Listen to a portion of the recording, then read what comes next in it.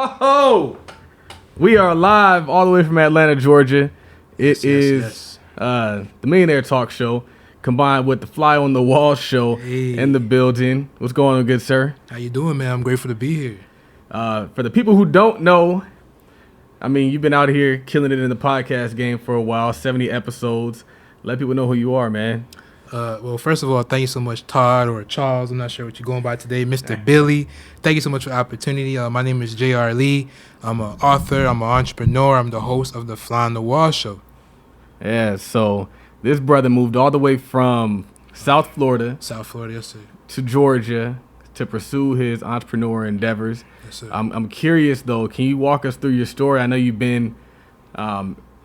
you've had some successful ventures that you've built on behalf of other people. Yes, sir. Let's talk about that, man. Absolutely, man. So my entrepreneur journey has been a long one. Really, started off like I feel like any entrepreneur started off selling candy, started off selling stuff in school. I went to college. I studied business in college. I started, networking. I started throwing parties. Shout out to Jig Nation. Shout out to my guy Jeff, Jazzy Jeff. We started throwing some of the biggest parties in South Florida. College parties, it's pretty interesting. Started doing that. I ventured out into, selling food. I had, my own mobile food company. We're selling food, Soulful Eats, as well as, I started, one day I seen my girlfriend's, she was wearing like a thing on her head, like a satin wrap. And I thought it was cool. I said, I would wear that if guys could wear that. Mm-hmm. And so, I'm not gonna lie. At the time, I was smoking some weed. I'm not sure if I can say it on here. You do whatever you got to do. I was smoking some weed. So I was feeling very. The only thing I require is you talking to the microphone. Talking to the mic. Okay. And so I was feeling a little inspired, man. So we came up with the idea to like make something for men. So we came up with the do-rag, and so that was in 2017, 2018, when do-rags was really killing the game. So we came up with the 2-in-1 reversible do-rags. I helped with the social media, got the social media, helped with the branding. And, from there, we came up with so many different ideas. I came up with something called the Dragon Ball Z do-rag, which I'm not sure if you're familiar with an artist named Thundercat. He actually made a song about it, and that kind of transcended everything. Wow. It really transcended everything. He made a song. I was able to get, we were able to get, the do-rag to T-Pain, Spice Adams. I was able to meet, Damon John wearing the Dragon Ball Z do-rags. I was actually, that I was really focused on helping to build that brand, man. Mm-hmm. And upon doing that, I kind of lost focus on myself, and I feel like, sometimes as entrepreneurs, it's so easy to help other people and to build, and you kind of lose focus on yourself, man. And eventually, I realized that, it was time for me to start building my stuff, Food for Thought. That's my brand, Food for Thought Network. And, and from there, it was just kind of, parted ways, and we moved to Atlanta, and it's been a journey since, man. It's definitely been a journey since. So what sparked this entrepreneurism, this spirit inside of you? I think one of the things that really sparked it, I didn't know back then, but it was really like lack, scarcity. I grew up to 2 immigrant parents, Jamaican parents. I see them working all the time. I see them working. They still working, and I just, they always working, and, it wasn't really, I feel like all that working, it wasn't really any time for family. Mm-hmm. Even though they was working, they really weren't able to always give me the things that I acquired at the time, whether it was monetary things or just emotional things. And so I had to get it on my own. So I started selling candy, had to buy my own clothes, had to pay for stuff for school. I didn't want to be that kid who didn't have clothes, you know what I'm saying? So it started from there, from just lack and scarcity, and that kind of bred the need to get it on my own by all means. I couldn't get a job either. I don't know why. I wanted a job when I was like 10 years old. I couldn't get a job. Oh yeah, they don't give jobs to 10-year-olds. I don't think it's legal. Money they want. But the crazy thing is, you can start a business. You can. And so we've seen that even with Spurgo. Yeah. Oh my God. This dude is a millionaire, and he's not even of legal age to start a business. Or he inspires me, man. To get a job rather.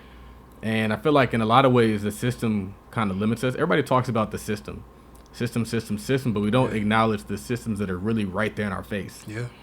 Like, hey, you can only work 40 hours a week. Hey, we have all these holidays and these weekends off. Hey, we have all these different things, minimum wage. And those are systems that are put in place to hold you down. Barriers. But you don't even realize that they're systems. The fact that you have to have all this money to go into business, that's a system that holds you back. Yeah. And it has nothing to do with people not liking you. Yeah. even though the people who don't like you put it in place. So it's interesting that you built up this brand for somebody else and you kind of lost sight of yourself. Yeah, it's easy to do that. You kind of get like sidetracked, and it's so easy. You know, it's like you be so focused, and then you forget, like, oh man, what about myself? And it's, you know, you start seeing results, and the results came. You know, we was able to, you know, send thousands of, you know, items, handmade items, handcrafted items all over the world. I'm talking about at least 10 different countries, every state in the United States. So we're global, you know, and so it's so easy to get caught up in that, like, oh man, this is working, and you forget about yourself. So the value in that I would say though is when you learn that you have the power in you to build something, then you can build it for yourself. Oh yeah, absolutely. And that's what you're doing. So now you have a podcast, you got 70 episodes. What inspired the podcast? Well, you know, originally it's so funny because while we were setting up, I called one of my brothers, right? We originally had a podcast back in I want to say 2018 called I believe it's called the Ordinary People Show. Mm-hmm. And at first I wanted to call it the Fly on the Wall Show. I don't think there's nothing ordinary about me. I didn't want to call myself ordinary. But, you know, it was my friend. He wanted to do podcasting. I never had an interest in it, but it was kind of therapeutic to me. I liked having to be able to kind of talk to someone about, you know, entrepreneurship, about life. And it was just like a relief factor where I can kind of talk to somebody and get my thoughts off. And so I kind of liked it, but it wasn't something that I controlled. You know, we kind of did it when he wanted to. And, you know, he kind of fell out of love with it. And so I was just like, damn, so if he's not doing it, am I not going to do it too? I was like, nah, I can't. Nah, I want to do this podcast thing. And so I had the idea to do it, you know, back in, I want to say the beginning of 2019, but I didn't start till the pandemic. You know, a lot of us, we have ideas in our head, but fear, doubt, and just wanting to be perfect. Or I didn't have a camera. I didn't have a microphone. You know, I didn't have nowhere to record. I don't have the money. You know, all these blocks that we put in our head that we can't do something. And I was just like, the pandemic hit though. And I was like, nah, like everything I wanted to do for me, I said, I want to write a book. I finally dropped my book in 2020. I said, I want to do my podcast. I finally did my first episode, you know, during the pandemic. And so it just started from there. Yeah, just getting out your head. Another thing that I would say that's interesting is, and this happened to me, is where you go into business with a partner. Oh, yeah. And the partnership doesn't work out. But it's like, are you going to stop doing business because the partnership didn't work out? Yeah. So I've done a lot of, like, your whole story is my story. It's funny. Yeah. I sold candy. Yeah. I threw parties. Yeah. Sold clothing, T-shirts, all that stuff. Everything. I didn't sell do-rags, but I've done a lot of the similar things that you've done. Yeah. And I've also gone through some of the tribulations where I've built up companies for somebody else, realized that I had the skill set to build something, and then double down on myself. And I've also done stuff with partners where it didn't work out with the partnership, and I had to press on. Absolutely. And so I think that is really cool to hear something similar. Curious though, what does fly on the wall mean? So fly on the wall. So for me, you know, I like talking. I like conversing with people. I like having powerful conversations that actually mean something, substantial conversations. And I feel like some of the best conversations are the ones that nobody's really around for. So maybe you're like you're in a room just like this, and you're just talking amongst people. Maybe you're at a bar, maybe you're in a bedroom or wherever you're at, and it's like you're like, damn, I wish I was a fly on the wall during that conversation, because some of the $1 million conversations you have are not always in the boardrooms. You know, is it during like an intimate setting, a one-on-one setting, or maybe a bunch of people out for a drink. You know, maybe they're just getting a bite to eat, but powerful $1 million conversations and deals are being had during that. And so I was like, man, I wish I could just be a fly on the wall listening in to those conversations. And so that name stuck with me, and then, you know, I just went with it. Who was your first guest? Okay, my first guest, oh man, shout out to my first guest. My first guest is one of my brothers, Lucian Christian. So when I used to throw parties, Lucian Christian, he's actually one of the people that he was one of my partners in the party thing. But Lucian Christian, he's a young, powerful writer. He's an acting coach. He actually he's a writer for the show on the Oprah Winfrey Network called David Makes Man. So it's a powerful show. They won a Peabody Award. You know, I think executive produced by Michael B. Jordan. It's a powerful show. So he was my first guest. Yeah, man. When you're looking for guests, who are you looking for? Like, what makes a good guest for you?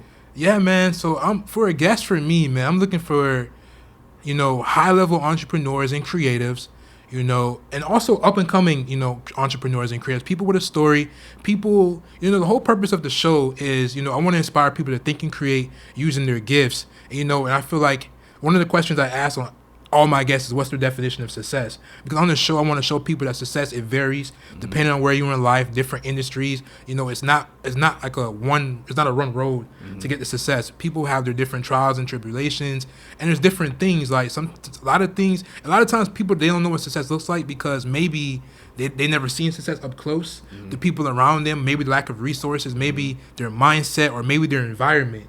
So I talk to these different guests and see, look, what is it, a spiritual connection, a spiritual shift? Was it a mental shift? Was it an environmental shift? Was it networking? You know what I'm saying? What was the things, what was the steps along your journey that took you along the way to, you know, defining your own definition of success? So people who watch it, they can carve out their own definition. They don't have to look at the media. They don't have to look at social media and think, oh, that's what success looks like. You can create a definition for yourself. Yeah. Who would you say was your favorite guest? Oh man, I'm gonna say I want to. I like. Well, let me tell you, I liked you because, you know, for one, I talked about something I knew nothing about. I knew nothing about options. I'm still learning about financial literacy, and, you know, and when I didn't really know you, and it was so funny because my girlfriend was watching in the background. She was like, oh, he seemed like a tough cookie because you didn't really smile. And then when I was able to get you to smile, he's like, okay, he let his guard down. You know, so that was really good. It kind of showed, you know, how diverse I can be what I'm talking about. But one of my favorite, you know, episodes that was recently would have to be Mr. Keith Perrin. He's actually the co-founder of FUBU. He's one of the co-founders of FUBU, and he's the CEO of FUBU Radio. That one was a powerful one for me because I've been building rapport with Mr. Keith from you know, for the last 2 years, based off all social media, slid into DMs. The DMs, they go down in the DMs. Majority of my guests, including Todd, was found in the DMs. You can make money, you can build relationships, you can build rapport in the DMs. But the conversation meant a lot to me because I try to study successful people that have done something that I want to create. FUBU has created over $6 billion in sales. You know, they're going on almost 30 years. And just speaking to him, it just showed like he was down to earth. You know what I'm saying? He was very relatable. He was very funny. You know what I'm saying? I kind of look for that. I like conversations where we can have a conversation. It doesn't have to be uptight. It doesn't have to be professional. We can laugh. We can talk. If you curse, you can feel free to curse. Or, you know, just show your personality. And he told me some wild stories, man. He told me some wild stories. So that was pretty cool. What are some gems that you took from that interview? Well, absolutely. Some gems that I took from that interview, man, was to just go all out. You know, FUBU, they started with $40. You know what I'm saying? They started with $40 in a hat. It wasn't perfect. They failed several times, you know, and they just kept going, you know, and have partners. Have partners that can, you know, you don't have to have partners, but sometimes when you have partners, somebody can carry the different loads. You get to use the skills and expertise of someone else. Also, man, just be able to be transparent. It was a very transparent conversation. We talked about mental health. We talked about emotions. We talked about, you know, just childhood traumas. You know what I'm saying? Being able to have conversations just about, I like to have, you know, all kind of conversations. I feel like those things are important, and even in business and in life. So it just taught me, like, you know, growth, you know, to really like look at growth and being humble and letting go of the ego. He told me a situation where he actually, you know, FUBU was, you know, they kind of died down, and, you know, Damon John, shout out to Damon John, one of my mentors from afar.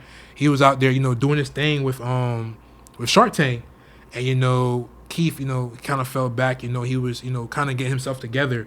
He was going through his own journey, and, you know, he came to Damon and said, "Hey, how can I be of service to you?"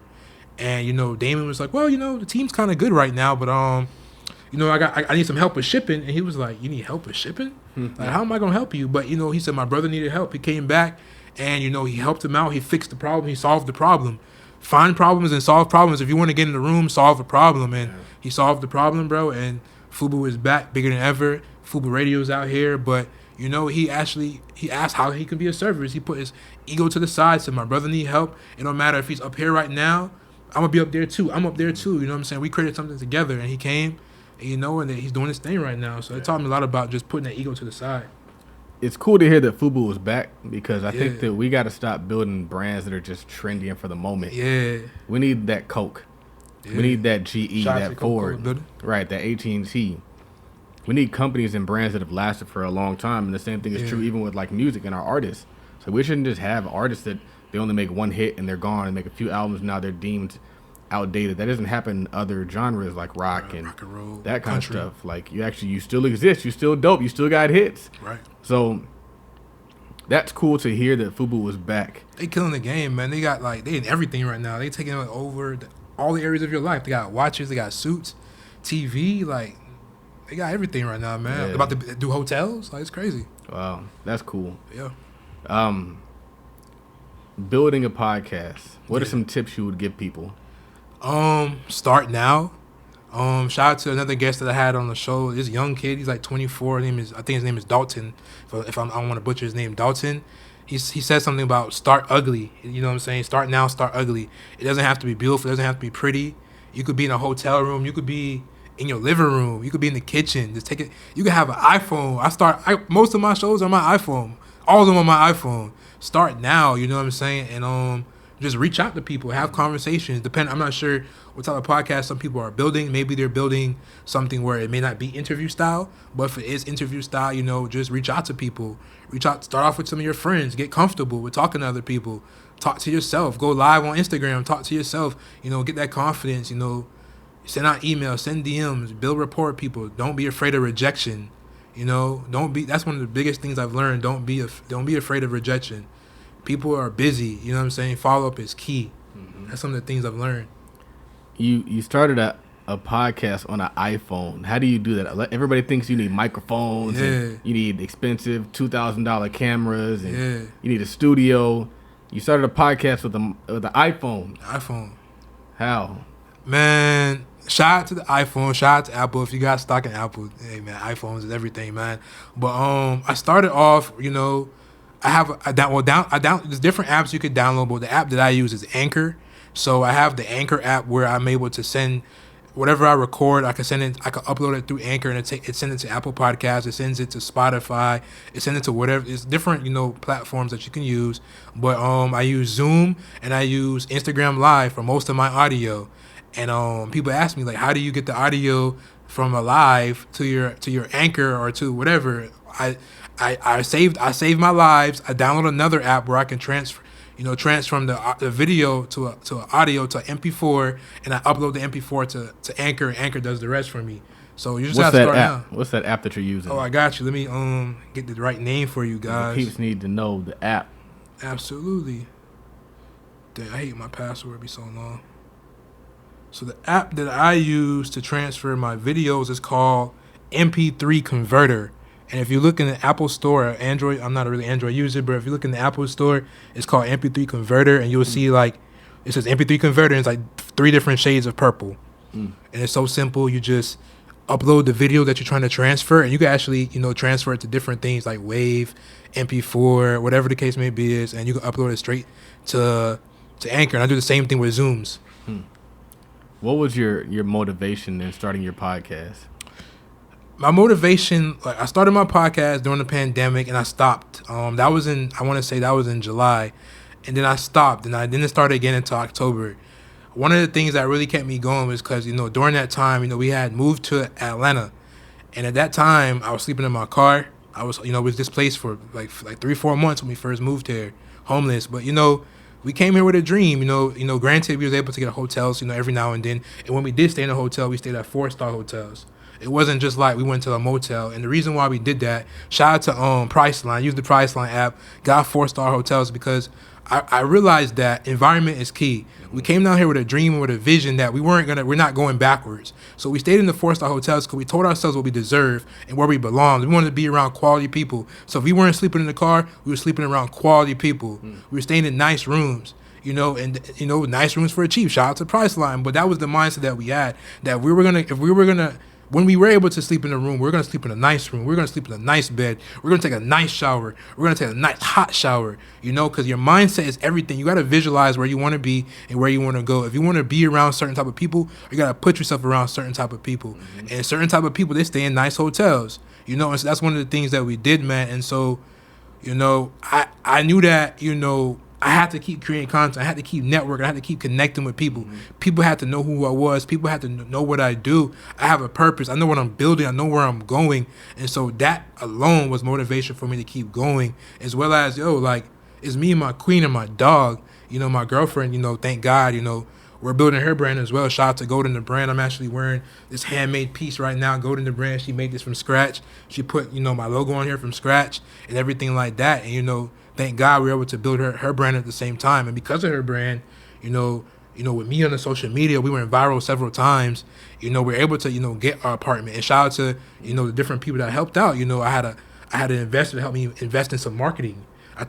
I was homeless. I took an investment to increase my marketing while I was homeless. How many people was gonna invest in themselves while they're sleeping in their damn car? Not most people. I knew I said, I want you to invest in me for this particular reason. I knew I was homeless. I knew I was sleeping in my car. I still took my money and invested in certain things for my brand. You know what I'm saying? I made sure we had food to eat. I made sure that we had shelter when we could. You know what I'm saying? So shout out to her. Shout out to Charlie Rocket. I was homeless. Shout out to Charlie Rocket. He saw me sleeping in my car and he took me to his mother's house.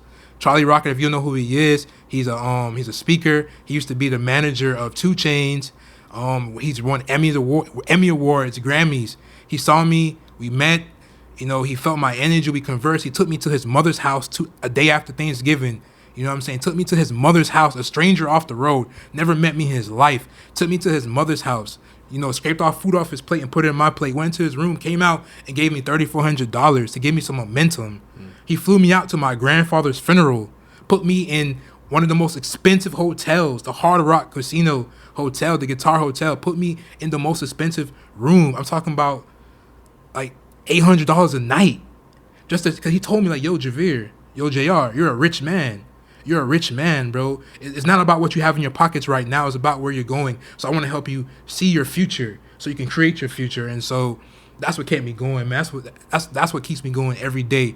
Just knowing there's people out here, there's good people out here that want to see me win. There's people that believe in me. So I believe in myself so much, but it feels so good to know that there's people that see you. You know what I'm saying? Sometimes you just want somebody to see you. When people see you, bro, it's a good feeling. Yeah. Man, that's powerful. Thank you, bro. I appreciate it. Thank you for having me here. I'm curious, what's going through your mind when you're going through and you're grinding and you're staying down, like, because you could have gone back home. Yeah, you could have done a lot of different things. There was no home for me to go back to, dog. So what's your mindset at that point? Well, my mindset at that time is I can't go back. You know what I'm saying? I can't go back. My mindset is I have nowhere to go back to. No one is. One of the most important things and lessons I've heard, and I always say to like my girlfriend Natalia, is that no one is coming to save us. No one is coming to save us, bro. You have to be your own savior. You gotta know what you gotta have a why. You gotta have a purpose. A lot of the things that are coming, like, bro, I remember sitting in the car, bro, and like in front of Quick Trip. We got Quick Trip out here. Wawa's out here at Quick Trip. Sitting in the gas station and I couldn't sleep because, we in the middle of the gas station, bro. And so I didn't go to sleep until maybe like 6 a.m. while she slept. So until the sun came back up, so I can go sleep for maybe an hour, get some rest. I used to sit there, and send DMs and send Instagrams and just read. I feed my mind. I watch videos. I was Googling and researching how many millionaires and billionaires were homeless. You know what I'm saying? I'm like, okay, I'm not the only one that's been through this. That's one of the things I remind myself, this is nothing new. Almost every successful person, a majority of successful people, they experience something. You know what I'm saying? Whatever it was they experienced something, you have to go through something to get to your final destination. I knew this wasn't my final destination. Even right now, it's not my final destination. I knew this shit was temporary. You know what I'm saying? So that's one of the things I told myself in my mind is this is something that I get to go through. I have to go through this right now to get to where I'm trying to go. There's so many lessons that God is trying to show me. 'Cause I know that one, I'm going to be a millionaire easy. I'm probably going to be a millionaire in the next year. I know that for a fact. But my goal is to be a billionaire. Like, I already know that's my energy. If you feel my energy, I'm going to be a billionaire. And if you're going to be a billionaire, it takes a lot of losses. People want to win, but they're afraid to lose, bro. And that's one thing that I'm not afraid to lose. I've experienced losses all my life. So I'm not afraid to lose, and I will risk it all to be successful. Of course, I got to make sure we good. I'm also willing to risk it all, but I'm going to make sure my family is good. I'm going to do whatever it takes to make sure my family is good. I'm going to do whatever it takes to make sure my family is good. And so, You know what I'm saying? That's one of the things that was always going through my mind. I gotta make sure my family good. I gotta make sure, cause like it's so funny because we was at lunch today and we were talking about a lot of different. I kept quiet. I'm like, damn, I'm an up and coming man. You know what I'm saying? And it takes a lot for someone to stay with you while you're going through that. Thank God, me and my girl, we met in college, so that love was already there. She seen me at some very moments. When she first met me, I remember I used to work at Walmart and I got hurt at Walmart and I got a check for like $20,000. So I remember having like $20,000 in my bank account at one time when I was like 18. I was like maybe like 20, 21. So like my girl, she was with me when some good times, and then some bad times came. But I was always able to make. I'm the type of person. I'm always gonna find a way to make shit happen. I gotta make it happen. How I'm gonna go viral on Twitter? How we gonna go viral on TikTok? I'm gonna go viral on Instagram. How we gonna make 5K? You know what I'm saying? It's so many different. I've seen like. Man, we was home. I don't want to. Man, just know that God has been good to us. Man, it's not easy. It's a battle, but I know where I'm going. I keep that in the front of my mind. Where I'm going, I keep that vision. I keep my vision board in front of me. I have a vision board on my phone right now, my screensaver. You know what I'm saying? I got this tattoo, which is a symbol for gratitude. So every time I look down, I remind myself to always be grateful for everything I'm going through, because I get to go through this. People that's going through this right now, and they don't have a clue what they're gonna do. They don't know they don't know they can create money. They don't know that money is energy and it's attracted to you. You can attract the people in your life. Man, Todd hit me up last month. Todd didn't even know, like, he blessed me. You know what I'm saying? He blessed me. And all I said, yo, I'll work for free, Todd. I said, Todd, I just want to be in the room, I work for free. And you blessed me because money is an energy, bro. And so you just gotta believe in yourself, man. So that's what I do. So what would you say is your business now? Content, media, what's your line of business? Well, Food for Thought. Food for Thought is my personal brand. I'm building Food for Thought I'm building Food for Thought Network, which is going to be, a whole global network when it comes to this content creation, marketing, personal branding. That's what I'm building, a whole, media company. You know what I'm saying? I want to be able to position things in the most positive of light. I feel like our culture and just the media in general, we position things. Positioning is everything. You can control the world just off of the positioning of something. But I want to be able to position things. I can position anything. I come up with things quick in my mind, but I want to be able to position things in the best light, in the most positive light. I feel like if you want people to win, you have to feed their minds and you have to feed their soul. So what's the best than giving them food for thought? So that's what I'm building. That's dope. Thank you. Man, where do you see yourself in maybe the next 5 years? The next 5 years, I'm gonna be a multimillionaire. I'm gonna be, a big philanthropist, donating all over the world. I'm gonna be, speaking on stages. I already know I'm gonna be speaking on stages. I'm gonna be helping people build their brands, and I'm just gonna be, I want to finally know how it feels to kind of relax. I've been in struggle mode for a very long time. I don't really know what it feels like to kind of relax. So next 5 years, I want to just keep building, but being able to have a time to myself, man. So, that's where I see myself, just highly successful and still motivating, helping people to find the best version of themselves. Right. Yes, sir. So shifting gears a little bit. Absolutely. We had a really cool podcast experience today with Bruce. Powerful. New Skills, New You, and 3 very, very powerful women. Absolutely. What was your takeaway from that? It was very, bro. It's always cool to be a fly on the wall, listening on the room. Just being in the room and feeling the energy. Seeing people taking all the information, seeing people take notes, seeing people react. Shout out to Bruce. He gave a lot of different gems. He's really good at sales. I was taking notes. I got some videos. I was taking notes, man. It's just so cool to just listen. Just listen and just take in. He dropped some gems on just. Well, that's one of the biggest gems, how to be a really top salesperson, is to listen, solve problems, and then even listening to the different ladies, the 3 queens I was in the room, powerful. They all had different perspectives. It was just cool to feel that energy and just. I ain't gonna lie, the women were snapping. They're very passionate. They were. Very passionate. I like to see that. Yeah. So, we brought out the queens. Michelle Welch, shout out to her. Shout out to Reunikia, and also shout out to Tasha Gotta Stay. So check them out, follow them on Instagram. They were in there just murking it, bringing the heat, bringing the passion, bringing their enthusiasm, And you guys are going to get a ton of value out of those episodes when they drop. So make sure You're going to drop them, like 3 months from now? I don't know. People have to hold the content. Tara, you hold the content? It's going to be, I'm releasing Bruce next week. Ooh. Michelle the week after. I do one a week. So you don't hold the content. Nah, this is going out tonight, y'all. Ooh. This podcast will be up on YouTube tonight. I ain't playing with y'all. Ooh. So, man, what drew you to Atlanta? What drew you to this area?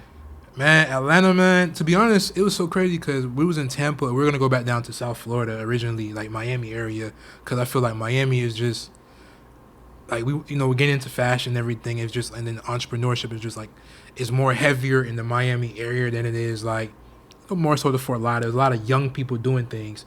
But, we was hearing some things about Atlanta. My girlfriend mentioned, I was like, I don't know, because I never left Florida, you know what I'm saying? And she wanted to leave. She hates Florida.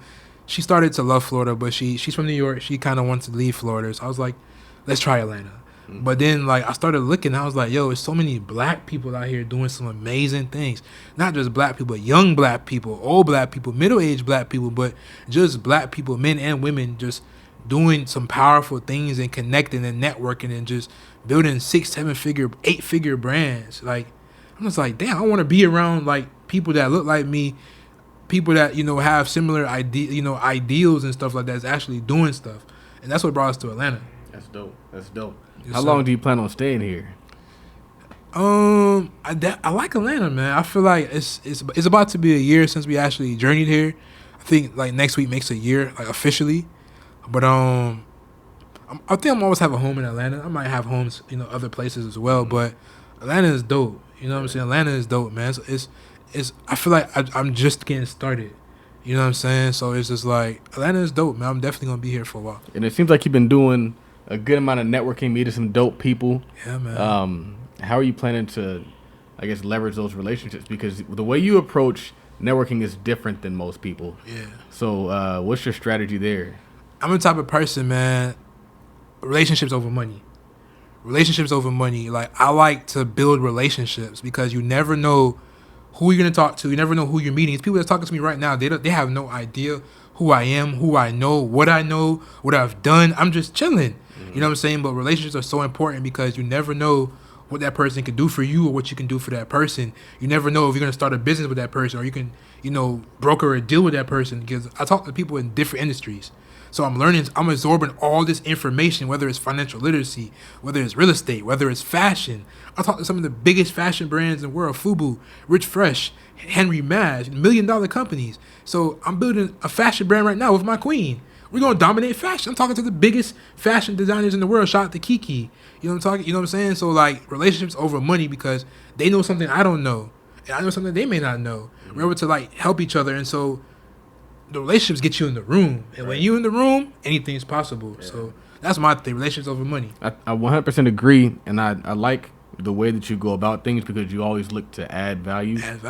And you look to be of service as opposed to looking to extract. Yeah. And what people don't realize is everybody's looking to extract from these people. Yeah. How are you going to separate yourself from the pack? How are you going to get yourself head and shoulders above people who are trying to get in touch with the same people you're trying to get in touch with? So there's a lot of folks out here, man, in the DMs saying the same stuff. Don't say nothing. I would rather just see you produce some stuff. I didn't even ask him to create content. I asked him to film content. He turned into creation, and that creation turned into other things. Yeah. So who's willing to take those extra steps? Who's willing to go out there and do something that they might not get paid for? Most people only recognize an opportunity if it's attached to the paycheck, if it's attached to an invoice, if it's attached to some cash. Not realizing that, like you said, a certain relationship can take you way further than that little $200 you was trying to get. So focus on just adding, man. You never lose that way. Even if you don't get paid, you're still gonna receive compensation in some form. That's why I started this company. All I did was add value to folks. That's literally all I did was teach people, educate people, help people invest. I didn't go out there talking about, I'm Charles, I got a degree in finance, pay me $1,000 to work with me. No. I was like, I'm Charles, I got a degree in finance, how can I help you? How can I help you learn about investing? How can I help you invest and make some money in the stock market? And it works. People don't do it just for fun. Like, he's doing it because it works. He has goals. He wants to reach $1 million levels, $1 billion levels. Yeah. And you get there by increasing that network, which is huge. Increase that network, but also just adding value to others. Even when you become successful, your responsibility still is to add value to others. Absolutely. You don't get to stop that. That's just a lifestyle that you chose by choosing to be one of the wealthy. So, man, do you have any questions for me? Absolutely. You know, I like asking you questions, Todd, man. And so, the Millionaire Talk Show. Well, you know, what's that all about? What's the Millionaire Talk Show? Or what we on right now? You got so many podcasts. What we on right now? Tweet Talk, Millionaire Talk. Oh, this is the Millionaire Talk Show. Millionaire Talk Apparently, Show. they can't hear us for some reason. They can't hear us. It might be too far away, but oh man, okay. The live. Y'all just got to deal with it, man. I'm sorry. Okay. I'm sorry, y'all. Y'all catch it in the podcast form. My bad, but I got to get this video. Absolutely. So, Millionaire Talk Show. I just recently changed the name. Decided to part ways with the former co-host. Okay. But the show goes on. The show goes on. We ain't stopping. I didn't start this for anybody else but my community. Right. So as long as the community's rocking with me, we still got a show. Got you. That's what we got. Absolutely, man. And so when it comes to just your overall brand, what are you trying? I know you accomplished so many amazing things. It's over 25,000, you know, courses sold, books sold. Mm-hmm. You know, you made multi-millions of dollars building such a huge presence on social media, taking it offline and doing, you know, speaking at conferences. Like, what do you see yourself in the next 5 years? Where do you see Todd Capital Charles in the next 5 years? I feel like in a few years, my goal is just to own a bunch of stuff. Yeah. Those buildings that you see, I want to own them. The companies, I want to own them. I would like to own a sports franchise. And I think that's really my goal. And I think that I can make that my goal because I have time and a network. And I don't need the money. So I'm doing deals because they make sense, not so that I can get rich. Like, and it might sound crazy, but the rich is going to come. So I just want to do deals because they make sense. Right. Not because I'm trying to squeeze the bucks out of them. Not because I'm trying to hurry up and buy a Beamer or a Bentley or whatever that might be. It's just like, hey, this is a deal that makes sense. Let's get it. And so that's my goal. My goal is to, and that's why I like areas where you can do those things. And California really isn't an area where you can do those things. Right. California isn't an area where you can look at something and it makes sense. For example, we're talking about cheap homes in California cost $300,000, $500,000. And what areas are that? Right. But you can build, that's the hood. That's like, nobody even wants to live there. But you can come to a different city and live very, very well for a modest amount of money. You can build an empire for a modest amount of money. That's what I'm trying to get into. That's why I am in Detroit, but I feel like Detroit still is lagging. Right. I feel like it's not so much the city and the buildings, it's the people. The mindset of the people in Detroit is non-productive. I like Atlanta because it's similar dynamics of Detroit. Detroit is a very black city. You go to Detroit, you go to it's just like this. You go to the hotels, black workers. You get on the shuttle for the airport, black workers. You're in the airport, black workers. You go to the mall, black workers. In the restaurant, it's just like Atlanta. Very black city. The difference is the black wealth is different. It's not as spread out. The black wealth in Detroit is like a few older people. It's not like young folks running it up. Right. The young folks out there are thugging it up. And I can't really vibe with that. I like what I see here. I like the opportunity here. I like what I can build here. We just talked to Unique. She owns a whole lending company. Gosh, bro. You don't see that in California. We're not afforded those opportunities in California for whatever the reasons might be. But you got to go to where the opportunity is. That's when people are moving to Dallas. They're moving to Atlanta. And they're not just sitting there stuck complaining. I don't want to be stuck complaining. You don't want to be stuck complaining. That's why you're here. Absolutely. And that's why I'm here very often. Because I'm like, California, it's cool. I was able to make some money on the internet. But I still run into the same issues. That's why I left my job. Right. I'll still run into the same issues with job stuff. I'm not out there making $200,000 a year. I'm not out there making $150,000 a year. You're out there and you're just making it by. Right. And California is so crazy because it's so expensive, but because they're so hard on businesses can't pay you that well.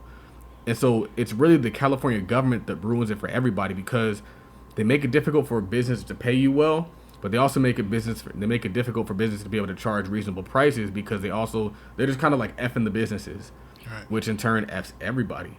And so you got to go to states that are business friendly, Texas, more conservative states, Georgia, Arizona, places like that, like the Carolinas, where you can actually do well. And you got to intentionally find those places and seek those places out. Right. I got one more question, right? Like, what's one of the most important gems that you've learned from, your different guests? Like, for example, I remember you were talking about a GC that you were having problems with. I don't remember if it was in Detroit or somewhere you was having a problem with he wasn't doing the work. Today, shout out to the queen, Reunika. Mm-hmm. She dropped the gems about how she deals with them. Like, that was a gem. I remember you had a problem, and I'm like, dang, that probably works for you. Mm-hmm. Like, what's one of the most memorable gems that you think you learned from one of your guests? So there's so many. Yeah. And when you're in podcast mode, it's tough to digest it all. Yeah. Because I'm just looking to make sure I'm thinking of really, really good questions. Mm-hmm. I don't script my shows. I try to script them a little bit, but it's hard. For the most part, I'm just flowing. Yep. You never know where the conversation is going to go. But the Reunique gem where she said something about it's not like we're not out here just getting bread from the sky. Right. Like we're not born into this. So you need to put some respect on the money that I'm giving you. Mm. And I had a situation with a contractor very recently where I'm out $50,000. Mm. And he said the project will be done in 12 weeks. He said I need to be sending him $10,000 a week. I held up on my end of the bargain, but he didn't hold up on his end of the bargain. Oh, wow. And he had no valid reason for why he did not, and that's a problem. And so what I took from that is we're out here trying to keep the money in the community. Everybody has to do their part. Right. It's not just our part to put the dollars in the community. You got to make it a worthy investment. You got to do good work. You got to do quality work. You got to make sure that you're holding up your end of the bargain so we can continue to do this. And she said the same thing that I've had the same thoughts. Like, I have people who will ruin me over $2,500, not realizing like we're in the business of real estate. So behind this project is another project, and then another project, and another project. And you're over here trying to make 50 grand when you could have made 500 grand. And so like that was one of the most memorable gems. But there's a ton. Every guest just brought the fire, man. I was so he was impressed. Fire. It far surpassed my expectations because I want to say the first guest that I booked was Reunique. And then I reached out to Tasha because I saw Tasha in Atlanta the last time I was here. Right. When I recorded a podcast, I reached out to her. We were like, we got to connect. And so then when I was out here, I was like, hey, we got it. What's going on? And so then I got her, and I was like, you know what? I want to get all girls. I want to get all women. That'll be fire. I'd already mentioned to Bruce that he could come on, so that doesn't count. But I was like, let me see who else I can get this female. I reached out to Michelle, and I was like, there we go. So it was kind of a cool theme that I got a chance to run with. You be having people fly to you though. Right, that's the crazy part about it. Well, I think that's the beauty of having an in-person podcast. Yeah. And we talked about that before. It's an opportunity for all of us. Yeah. So we're bringing them an opportunity. Absolutely. Like we're asking them for something, but we're also giving them an opportunity to be on a platform. Yep. And so, I mean, people are willing to do that. They're willing to step into a studio for a professional production that they can then utilize and put on different platforms. Yeah. So, what does wealth mean to you? To me, I believe wealth is just abundance.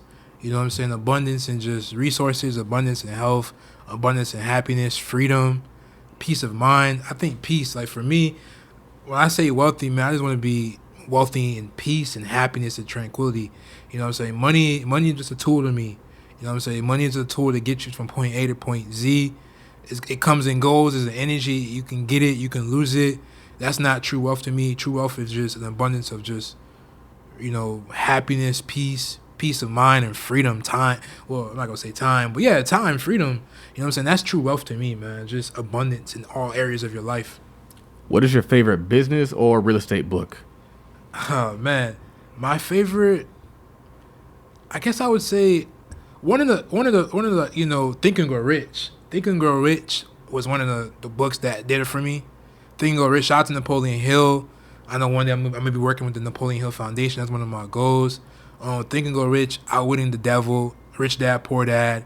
Those are some of the books for me. It's definitely Rich Dad Poor Dad taught me everything about the different quadrants. I'm like, damn, I'm doing this joint backwards.